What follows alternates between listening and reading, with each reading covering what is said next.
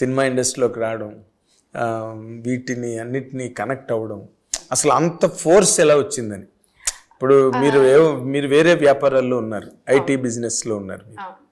So నిరంజన్కి అనుకోకుండా covid summer అండి, ఫస్ట్ టైం 2020 సమ్మర్లో. So some of his friends through executive producer Ashwin ఉన్నారు మా దగ్గర, Srinivas Reddy garu. So they are colleagues and friends. నాకు అశ్విన్ వైఫ్ మేము ఊర్లోంచి తెలుసు. సో అలా తెలుసు. వీళ్ళిద్దరూ కలిసి కొన్ని మూవీస్ డిస్ట్రిబ్యూట్ చేశారు, నిరంజన్ అండ్ అశ్విన్ కలిసి యూఎస్లో కొన్ని మూవీస్ డిస్ట్రిబ్యూట్ చేశారు. త్రూ దట్ అశ్విన్కి ఎవరో మంచి కథ ఉంది, వాళ్ళు మొత్తం ప్రొడ్యూస్ చేయలేకపోతున్నారు, కొంత సపోర్ట్ అడుగుతున్నారు, చేద్దామా, అట్లా స్టార్ట్ అయింది.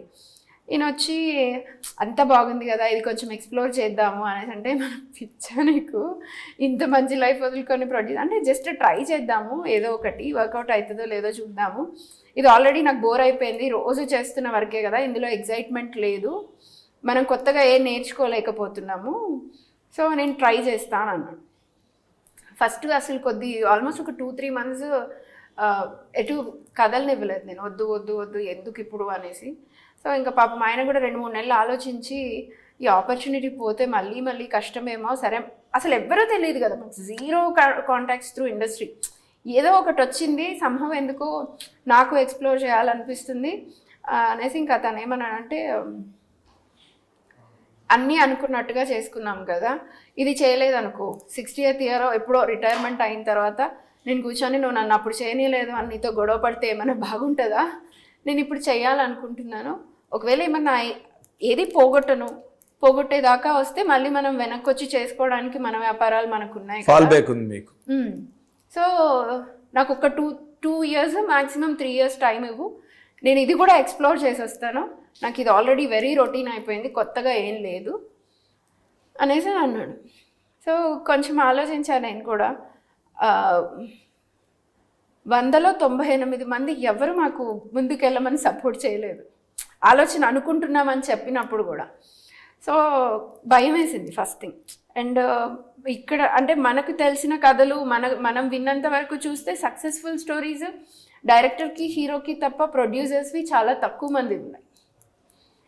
సో ఎందుకు రిస్క్ అంటుంటే కాదు, తను ఒక్కటే అన్నాడు, ఇప్పుడు నేను చేయాలనుకుంటున్నా, చేయకపోతే ఈ రిగ్రెట్ నాకు లైఫ్ లాంగ్ ఉంటుంది, so you are with me or not అని అన్నాడు. థ్రెటన్ చేశారా? You are with me or not అని అన్నాడు. సో బేసిక్గా మాకు ఇప్పటి వరకు ఒకటి ఏంటంటే, ఏదైనా చేయాలనుకుంటే చేయలేకపోవడం అనేది ఇనెబిలిటీగా అనిపిస్తుంది. తెలియదు కదా అని చేయలేకపోవడం అనేది ఇనెబిలిటీ. తెలుసుకొని చేయాలనుకోవడం అది మనకున్న ఉత్సుకత, మనకున్న ప్యాషన్, నేర్చుకోవాలనుకోవడం ఎన్నో. సో ఎలాగో సరే ఎక్స్ప్లోర్ అయితే చేస్తా అంటున్నాడు కదా, మళ్ళీ నాకైతే ప్రామిస్ చేసింది కదా బ్యాక్ వస్తా అని, ఒకవేళ ఇఫ్ సంథింగ్ గోస్ బ్యాక్ అనేసి, సరే ఓకే ట్రై అనేసి చెప్పి అట్లా హనుమాన్ వచ్చింది. ఓ ఇదంతా హనుమాన్కేనేంటి జరిగింది?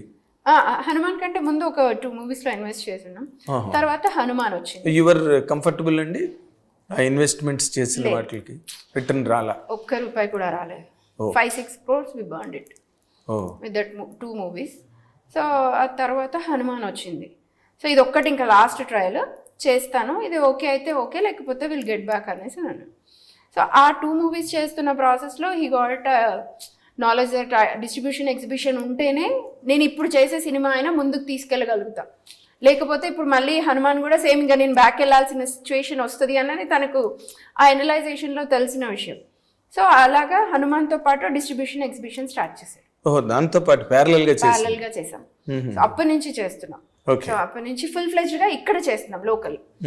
సో అలా స్టార్ట్ చేసి ఇంకా ఈ 2 years సీరియస్గా ట్రై చేస్తాను, చేసేసి వాట్ ఈజ్ వాట్ అనేది తెలుసుకుంటారు, మంచిగా ఉంటే అక్కడ చేద్దాము, లేకపోతే ఇక్కడికి మళ్ళీ వచ్చేద్దాము అని అన్నాను.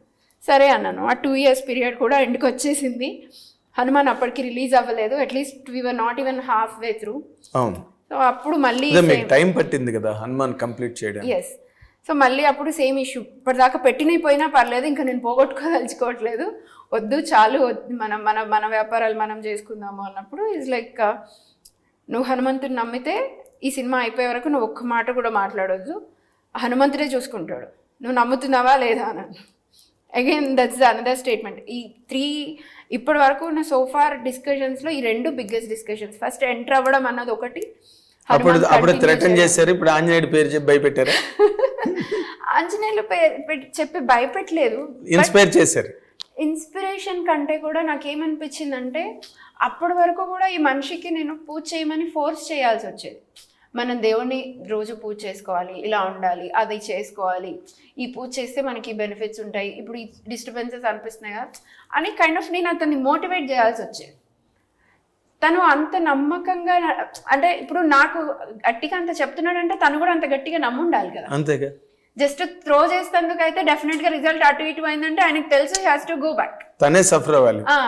సో అది అంత క్లారిటీగా చెప్తున్నాడు కదా.